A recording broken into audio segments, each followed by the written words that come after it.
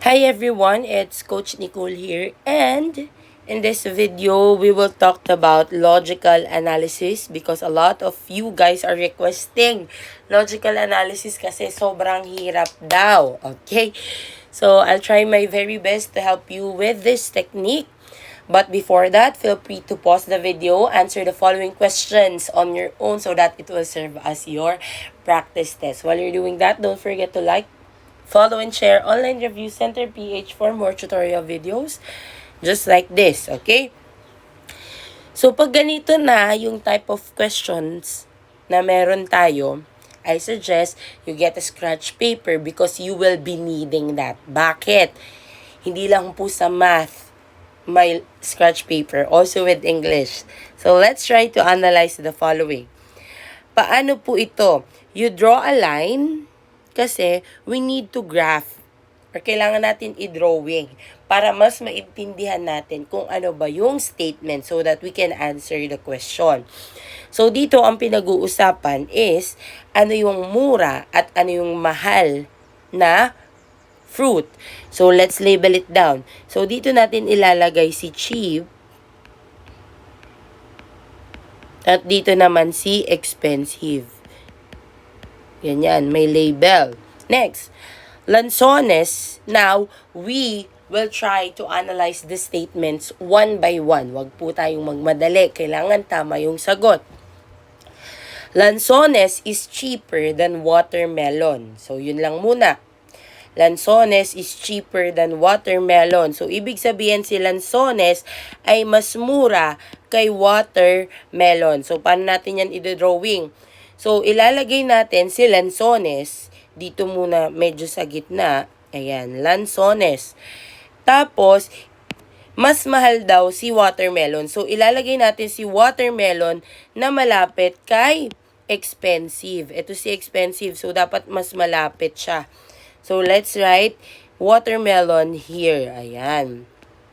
Watermelon. Next.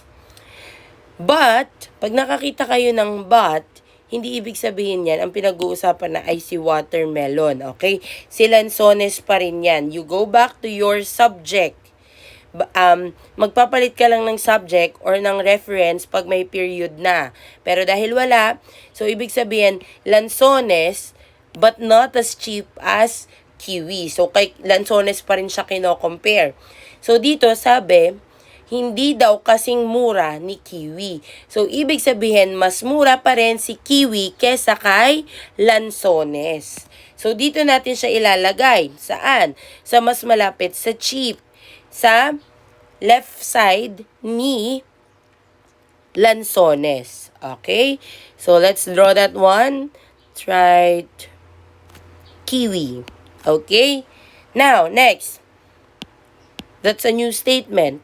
Broccoli is more expensive than watermelon. So, mas mahal daw si broccoli kaysa kay watermelon. So, let's write that down. So, dito si broccoli.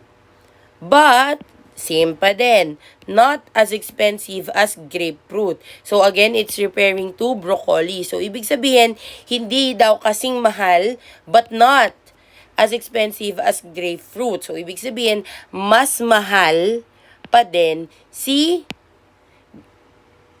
grapefruit. Okay? So, dito natin siya ilalagay sa malapit sa expensive. Okay? Now, which is the most expensive one? Since we are done graphing, we can now analyze. Sino daw yung pinaka-expensive? You look at your data, sino yung mas malapit kay expensive? And that is grapefruit. And that is the correct answer. O, diba? We took it one by one and we were able to analyze the following statements. Okay, now, you try the last one, number 2, and share your answer in the comments. Don't forget, if you have any questions, just also comment para makagawa pa tayo ng mga videos na makakatulong sa nalalapit nyong CSE. With that, thank you everyone and happy learning!